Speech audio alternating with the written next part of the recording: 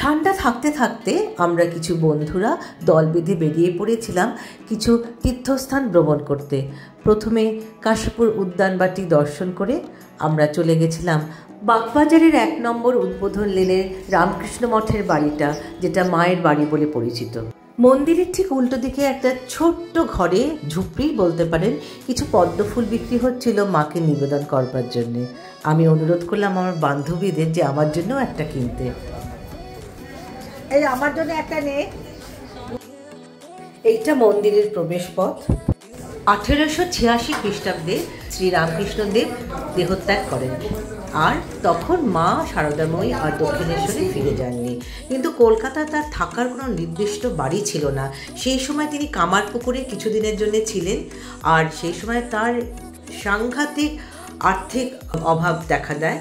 এই খবর রামকৃষ্ণদেবের শিষ্যদের কানে পৌঁছালে তারা মাকে কলকাতায় নিয়ে আসেন এবং স্বয়ং স্বামী বিবেকানন্দ আমেরিকা থেকে গুরু ভাইদের চিঠি লিখে অনুরোধ করেন যেন তার মাকে ঠিকঠাক দেখাশোনা করা হয়। কিন্তু কলকাতায় কোনো নির্দিষ্ট বাড়ি না থাকায় তিনি ঠাকুর রামকৃষ্ণদেবের বিভিন্ন শিষ্যদের বাড়িতে তাদের আতিথেয়তা গ্রহণ করেছিলেন। অবশেষে বাগবাজারের গঙ্গার কাছে স্বামী শারদানন্দ এবং ঠাকুরের অন্যান্য শিষ্যরা নতুন দোতলা বাড়ি তৈরি করলেন, যেখানে রামকৃষ্ণ মিশনের মাসিক মুখপত্র উদ্বোধন পত্রিকার নতুন অফিস হল। উপরের তলাগুলি মা শারদাময়ী এবং তার ভক্তদের জন্য সংরক্ষিত হলো। যেহেতু এটি বেলুড়ের প্রধান কেন্দ্রের একটি সহযোগী প্রতিষ্ঠান, তাই শাখাটার নাম রাখা হয় শ্রী রামকৃষ্ণ মঠ বাগবাজার। 1909 খ্রিস্টাব্দে 23শে মে মা শারদাময়ী উদ্বোধনের এই নতুন বাড়িতে আসেন। তখন থেকে এই বাড়ি মায়ের বাড়ি হিসেবে পরিচিত হয়, আর এই দিনটি মাহের শুভ পদার্পণ দিবস হিসেবে পালন করা হয়। এই বাড়ি তৈরি করতে তখনকার দিনে প্রায় 11,000 টাকা খরচা হয়। এখানে থাকার সময় অগন্তি ভক্ত তাকে দেখতে এবং প্রণাম জানাতে আসতেন। বিখ্যাত বিপ্লবী শ্রী অরবিন্দ ঘোষ 1910 খ্রিস্টাব্দে নিরুদ্দেশ হওয়ার আগে এখানে এসে মাকে প্রণাম করে যান। 1920 খ্রিস্টাব্দের 21শে জুলাই মা শারদাময়ী এখানে দেহত্যাগ করেন। যেহেতু মা শ্রী শ্রী শারদাময়ী তার মৃত্যু অবধি এ বাড়িতে ছিলেন, তাই এ বাড়ি আজও মায়ের বাড়ি নামে বিখ্যাত। নিচের একতলা একটি বোর্ডে এই সংস্থার কিছু ফিলান্থ্রপিক কাজের ছবি টাঙানো ছিল। এই দেয়ালে সংলগ্ন একটি ঘরে প্রণামী দেওয়ার ঘর বা কিছু অনুদান দেওয়ার ঘর, সেখানে আপনার মন যা চায় আপনি সেই অনুদান দিতে পারেন। আমরাও দিলাম সবাই মিলে। মায়ের বাড়ির একটা রীতি আছে, এখানে মা কাউকে না খাইয়ে ফেরত পাঠায় না। তাই আমরা সবাই সকালবেলায় ভোগের টিকিট কেটে ফেলেছিলাম, যেটা আমরা পরে দুপুরবেলায় এসে বিনা পয়সায় এই ভোগটি গ্রহণ করি।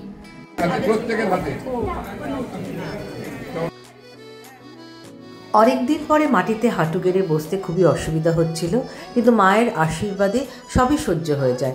আপনাদের যদি পায়ের কোনো অসুবিধা থাকে বা মাটিতে বসতে অসুবিধা থাকে, আপনারা আগে থেকে টেবিলের জন্য অনুরোধ করলে ওনারা অন্য লাইন দিয়ে টেবিলের যেখানে টেবিল পাতা আছে সেখানে নিয়ে যায়।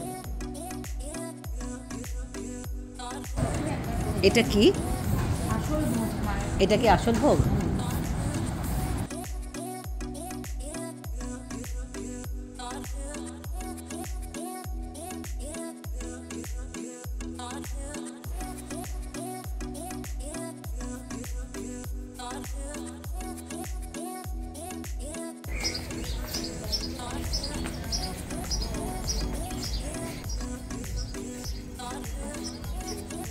আমরা এবার মায়ের বাড়ি থেকে বেরিয়ে বাঁদিক ধরে পশ্চিমের দিকে গিয়ে চক্র রেলওয়ে ক্রস করে মায়ের ঘাটে এসে পৌঁছালাম।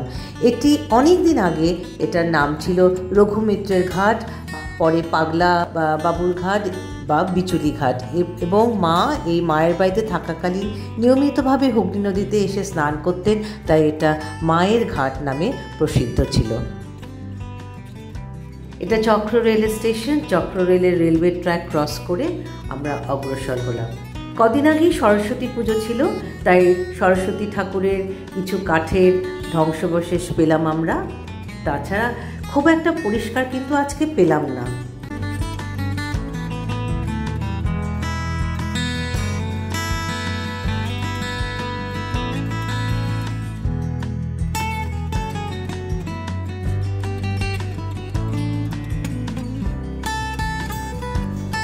এখানে মায়ের একটা খুব সুন্দর মূর্তি পেলাম।